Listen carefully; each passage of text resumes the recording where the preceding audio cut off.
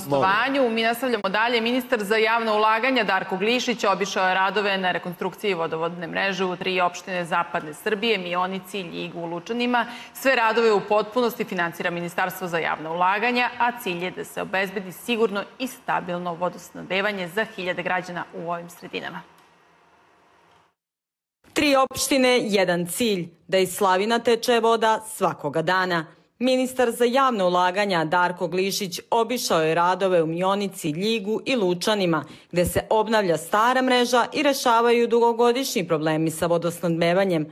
U Mionici se menja dotrajala mreža, stare cevi odlaze u istoriju, a nova vodovodna linija donosi sigurniju i čistiju vodu. Vodosnabdevanje postaje, rekao bih, prioritet i u godinama koje dolaze sve više problema, pogotovo tokom letnjeg meseca, sve više ljudi se žale na izvorišta koja su presušila i moramo to da rešavamo, moramo da tražimo rešenja. Jedno od rešenja je ovo ovde, Orlovac Mionica, to je jedno od... Tako je, velika će ušteda biti, zahvaljujući ovom modelu. Izbacujemo čitav taj jedan bypass koji je, da kažemo, javljaju se velike gubici vode. Preko 6 litara u sekundi je zapravo vode isticalo. Onda smo imali problem u gornjim selima, voda prolazila samo i izlazila u zemlju zašto su dotrajale cevi, azbestne i tako dalje. Sada, u momentu, mi isključujemo nekoliko kilometara starog cevovoda i stavljamo novi cevovod, čime ćemo, ja mislim, preko 80% imati uštedu. To je velika stvar. 27 miliona dinara smo odvojili. Kad pogledate, nije toliko veliki novac koliko ćemo da problema rešimo i koliko će građana da bude zadovoljno time što ćemo da ovaj posao završimo. Kako ste rekli? 15. novembar. Ovo je 15. novembar, pa to je sledeći mesec. Da.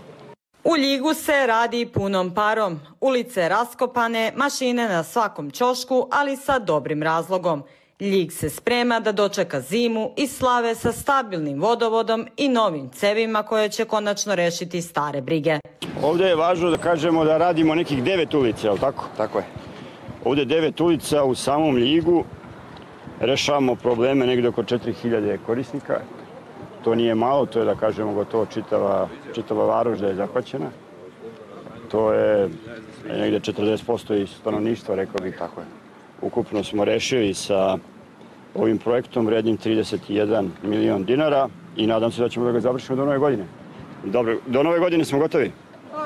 Nadamo se i početkom decembra da ćemo završiti, tako da to nam je neki do Svetog Olimpija, to je 9. decembar, taman. Da ne čekamo nikoli da. Pa dobro, da ljudi imaju onda vodu za velike slave i da tako i za novu godinu. U srcu Dragačeva, meštani Lučana konačno dobijaju ono što su godinama čekali, stabilnu i čistu vodu. Dok bageri rade punom snagom, svaka nova cev znači sigurniji život i manje brige za domaćine ovog kraja. Mi rešavamo problem za 1400 domaćinstava, ali i za 140 privrednih subjekata. Dakle, ovo znači za građane, naravno, za njihov normalan život, normalno funkcionisanje, ali znači da 140 privrednih subjekata mogu da rade, da prihoduju i da normalno razvijaju svoju delatnost kroz, dakle, sada kvalitetno vodosnabdevanje koje će imati, nadam se, negde do februara je rok da bude završeno. Sad ne vidim, tu je izvođač. Sve ovdje teče. Dakle, do februara ćemo da završimo veoma vredan projekat, 157 miliona dinara. Dakle, vredan 5550 metara. Potpuno novih cevi. Potpuno novih cevi. Tako da je ovo veoma značajno za Lučane. Kako da ne? I kada pogledate na tih 1400 domaćinstava, to je negde skoro 4500 ljudi. Vodovod u Lučanu je građen između 1952. i 1954. godine. Ovo je prva ozbiljna, kažem neozbiljnija, ovo je potpuna rekonstrukcija tog vodovoda posle gotovo 72-3 godine. I zaista evo ljudi ovde koji su meštani iz ovih zgrada ovde godinama unazad, pre svega ne samo problem kvaliteta vode koja dolazi do samih korisnika, nego je problem pucanje cevi. Od Mionice preko Ljiga pa do Dragačeva država ulaže u ono što život znači, u vodu.